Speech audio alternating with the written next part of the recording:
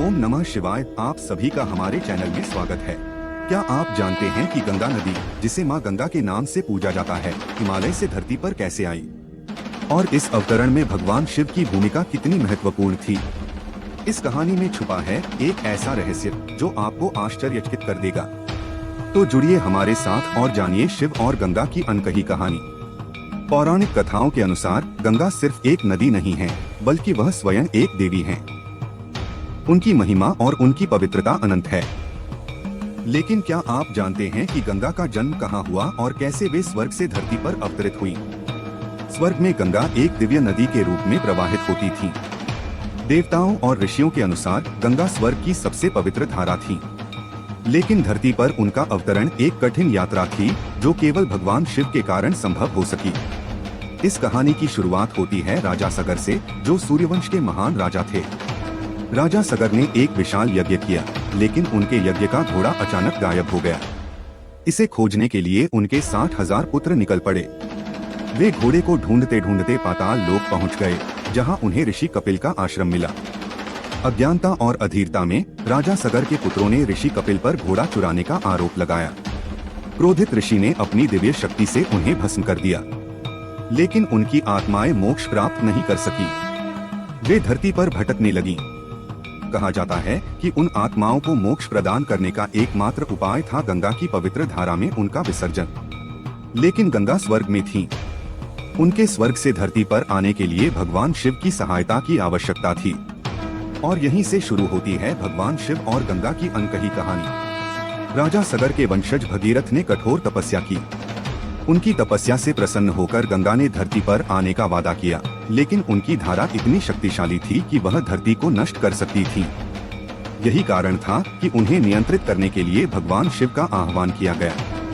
गंगा ने अपने गर्व के कारण स्वर्ग से तेजी से धरती पर गिरने की सोची, लेकिन शिव, जो स्वयं महाकाल हैं, उन्होंने गंगा की धारा को अपनी जटाओं में रोक लिया। उन्होंने गंगा के गर्व को शांत किया और उन्हें धीरे धीरे धरती पर प्रवाहित किया। भगवान शिव ने अपनी जटाओं से गंगा की धारा को धरती पर प्रवाहित किया। गंगा ने भगीरथ का अनुसरण किया और पवित्र गंगा सगर तक पहुंची, जहां राजा सगर के पुत्रों की आत्माओं को मोक्ष प्राप्त हुआ। यही कारण है कि गंगा को मोक्षदायिनी कहा जाता है। भगवान शिव के जटाओं में गंगा का प्रवाह केवल एक पौराणिक घटना नहीं है, बल्कि इसका एक गहरा आध्यात्मिक अर्थ है।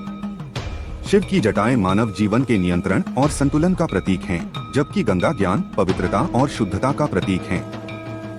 उनका यह मिलन हमें यह सिखाता है कि जीवन में शक्ति और शांति का संतुलन बनाए रखना कितना महत्वपूर्ण है। आज भी गंगा को मां का दर्जा दिया जाता है। उनकी धारा में स्नान करने से पापों का नाश होता है। यह सिर्फ एक धार्मिक मान्यता नहीं, बल्कि गंगा की वैज्ञानिक पवित्रता भी इसे अद्वितीय बनाती है। उनका जल कई रोगों को समाप्त करने में सक्षम माना जाता है। शिव और गंगा की यह कहानी केवल पौराणिक नहीं, बल्कि हमारे जीवन के लिए एक गहरा संदेश है। यह हमें सिखाती है कि हर समस्या का समाधान धैर्य और समर्पण में छिपा है। गंगा की तरह पवित्र बने और शिव की तरह संतुलन बनाए रखें। हर हर महादेव। पुराणों में वर्णित एक अद्भुत घटना है समुद्र मंथन। यह मंथन देवताओं और असुरों के बीच हुआ था, जब अमृत की प्राप्ति के लिए सारा ब्रह्मांड एकजुट हुआ। कहते हैं सागर मंथन के दौरान 14 अद्भुत रत्न निकले, जो सृष्टि के लिए वरदान बने। लेकिन इनके बीच से निकली ऐसी चीज जिसने सबको भयभीत कर दिया। यह थी कालकूट विष, जो इतना घातक था कि इसकी ज्वालाओं से संपूर्ण ब्रह्मांड नष्ट हो सकता था। जैसे ही कालकूट विष समुद्र से निकला, उसकी ज्वालाओं ने आसमान को घेर लिया। देवता और असुर दोनों ही इस विष की शक्ति से कांप उठे। यह विष इतना शक्तिशाली था कि इसके प्रभाव से संपूर्ण सृष्टि जलकर राख हो सकती थी। सभी देवता विष को लेकर भगवान विष्णु के पास गए, लेकिन यह विष केवल एक ही व्यक्ति संभाल सकता था, महादेव शिव। दोस्तों, इस वीडियो में बस इतना ही। मिलते हैं अगले वीडियो में। तब तक अपना और अपने परिवार का ख्याल रखें। हर हर महादेव।